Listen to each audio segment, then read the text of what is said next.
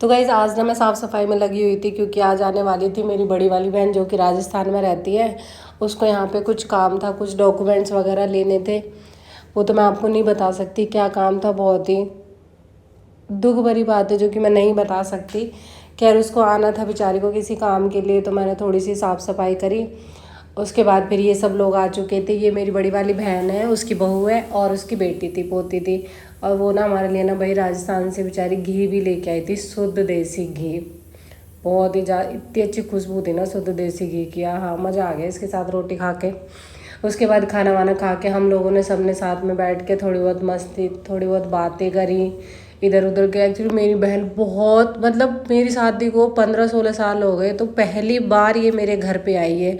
और वो भी इस बेचारे की कुछ मजबूरी थी, इसलिए किसी कुछ काम था इसको, इसलिए आई है। नहीं तो कहाँ शादी होने के बाद कहाँ टाइम मिलता है मिलने का बहनों को।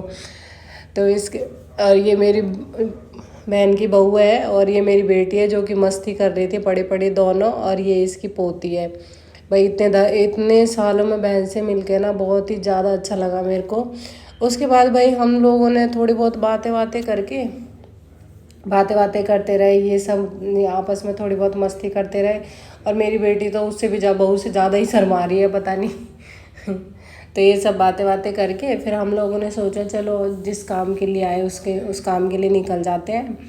तो मेरी बड़ी बहन और हम सारे तैयार हो गए थे जाने के लिए। उसके बाद बच्चों ने बोला कि चलो हम भी चलते, फिर हम अकेले घर में क्या करेंगे। तो हम सब लोगों ने जाने की प्लानिंग बना ली थी, सब लोग तैयार हो चुके थे जाने के लिए। और ये हमारी, मतलब मुझे भी ऐसा फील होता है कि मेरी बहू है।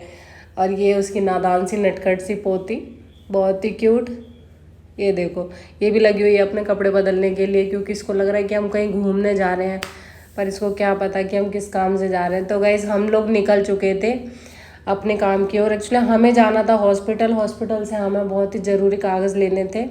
तो हम अपने सफ़र पर निकल चुके थे। हल्की हल्की बारिश भी हो रही थी, मौसम तो बहुत ही बढ़िया हो रहा था।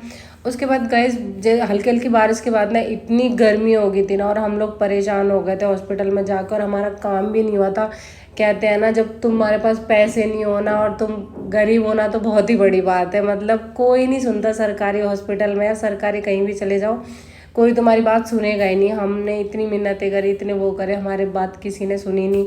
बहुत परेशान हो गए थे, पूरा दिन ख़राब हो गया था। उसके बाद भूख लगी आई थी, फिर थोड़ा बहुत कुछ टिक्की विक्की सी खाई आके बाहर। या गाइज मैंने ही खाई थी, मेरी बहनों ने तो वो भी नहीं खाई थी, मेरी बहन ने तो और उसकी बहू ने तो उन्होंने बिल्कुल भी कुछ भी नहीं खाया था। और मैंने यहाँ पे आके चाय वाय पी। उसके बाद ही मेरी बहनें नहीं खा रही थी, तो ये मेरे हस्बैंड कचौड़ी कुछ लेके आए थे उसके लिए, बहू के लिए और बहन के लिए। तो तब इन्होंने उनकी बात मान के खाई थी, वरना तो ये खा ही नहीं रही थी कुछ भी। उसके बाद थोड़ा बहुत खाना खा के फिर हम दोबारा हॉस्पिटल के अंदर गए। और दोबारा हॉस्पिटल में पहुँचे तो उन्होंने हमें एक एक चीज़ के लिए ना यहाँ भी दौड़ाया वहाँ भी दौड़ाया, तो हमारा काम बना ही नहीं। उसके बाद गैस पूरा दिन हमारा ख़राब हो चुका था। फिर हम बाहर आ गए। बाहर क्या, वापस आने लगे। वापस आने लगे तो वहाँ पे एक गुरुद्वारा है, बंगला साहिब गुरुद्वारा है दिल्ली में। तो हमने सोचा चलो भगवान से भी कुछ प्रेयर कर लेते कि हमारा काम जल्दी हो जाए अगली बार।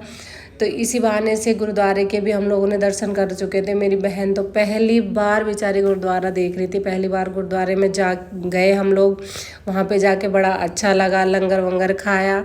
फिर उसके बाद वहाँ पे खाना वाना खाने के बाद फिर हम लोग वापस आ चुके थे। वापस आते के बाद थोड़े से ये पोती के साथ नाती के साथ थोड़ी सी मस्ती गई। तो गाइस आज के लिए इतना ही। Thank you so much, bye.